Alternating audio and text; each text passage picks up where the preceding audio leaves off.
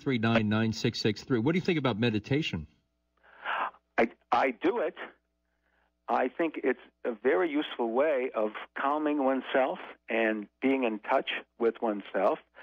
I agree with my yoga teacher who talks about us being connected with the whole universe, except I want to be very specific about it. I want to keep it out of a vague pronouncement and understand specifically what those connections are, because they are real. I imagine some skeptics would have a lot of a field day with that idea, though, that we're all connected, because in some ways you have to have faith to believe that, don't you? No, I don't think so. I think we can demonstrate it. I think it's a matter of knowledge that we're connected. For example, we are biological beings. We have a cellular structure that one of the most interesting examples is our cellular structure has to be the same fundamental cellular structure as other animals and plants. Otherwise, we wouldn't be able to eat. And therefore, we have a connection with all that nourishes us, and we're part of the same universe. Now, that's simply science. It's simply biology. It's not about faith. It's not mystical or magical. Well, we're talking with Ron Aronson, who's the author of the new book, Living Without God, and he's going to be speaking here in the Tampa Bay area in the next few days, and he is the Distinguished Professor of the History of Ideas at Wayne State University in Detroit. Here's an email from Harry. He says, I spent most of my life as either an atheist or an agnostic. I used to be involved in all the controversy surrounding the subject. My feeling is that those who are absolutely sure there's no God are no more correct than those who believe that there is scientific proof of one thing or another is necessary and valuable. The truth is that neither science nor religion will likely ever solve the question. Being a good person and having compassion for all living beings is most important. However, to deny the existence of a power greater than yourself suggests that one is the be-all and end-all, and therefore the center of the universe. No one knows what the great mystery is all about, so why argue one way or the other? That's Harry in cyberspace. My answer for Harry would be to say there are all sorts of mysteries about the universe that we can't answer yet. I think they're very interesting. I think it's far more important, and I talk about this in my book, Living Without God. I think it's far more important to focus on the things that we can answer. And I feel a tremendous amount of pride as a human being, as a person raised in the 20th and living now in the 21st century, to be part of a world in which people have understood what causes heart attacks.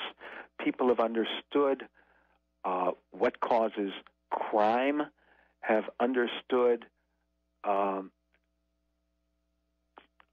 range of scientific medical issues, a range of historical and sociological issues. We have knowledge about an immense number of things, and I think that knowledge, in every case, is secular knowledge. It's not about mysteries beyond us. It's about everything from how we can put together an energy policy that does not use up fossil fuels and does not heat the planet, to how we can provide medical care for a whole population of a whole society efficiently. All these things can be done. They're matters of knowledge. They're matters of secular knowledge. And rather than dwelling on the mysteries of the universe, I would like to dwell on all of the things we can know to make the world a better place. Nellie writes, is it possible that because Denmark and Sweden are not traditionally religious and they are a kinder society, do you think that that's because they are less apt to make severe moral judgments? That's absolutely part of it. Severe moral judgments, speaking to Nellie, severe moral judgments tend to be moral judgments in which you try to impose your morality on other people. That's what the religious right has been doing in this society for a generation. And that creates a very grudging and hostile and unaccepting environment.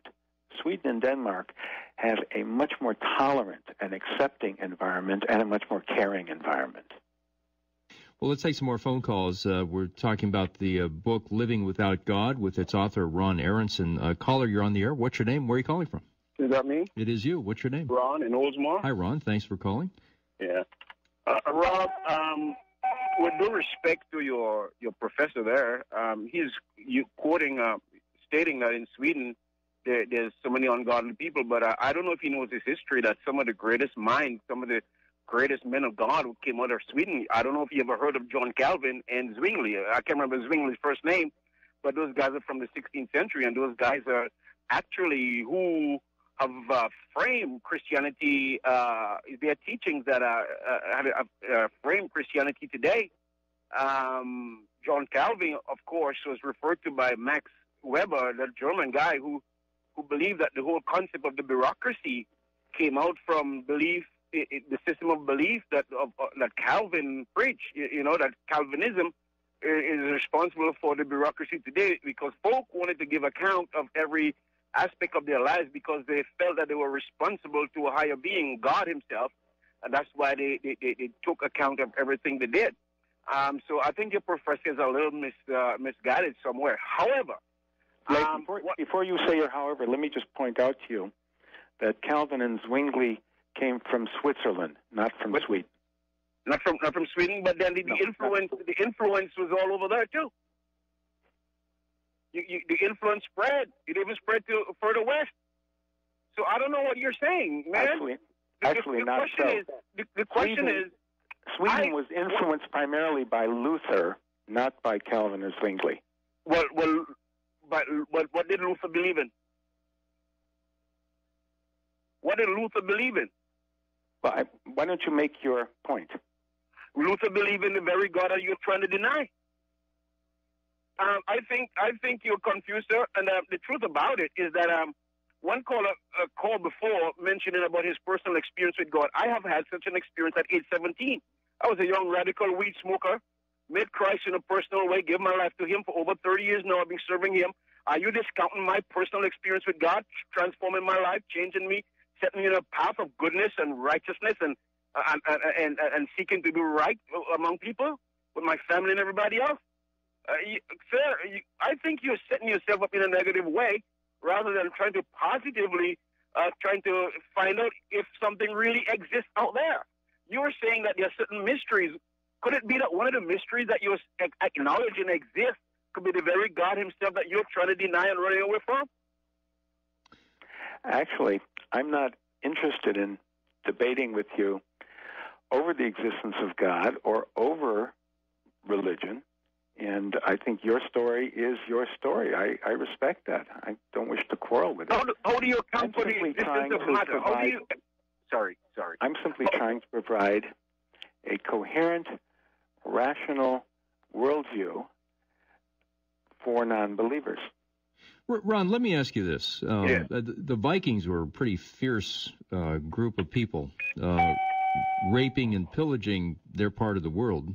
And then they evolved, and then Martin Luther had an influence over Sweden and the Scandinavian countries, and then that evolved into, what we have today, kind of a modern social democratic system there in Sweden. And I'm just wondering, if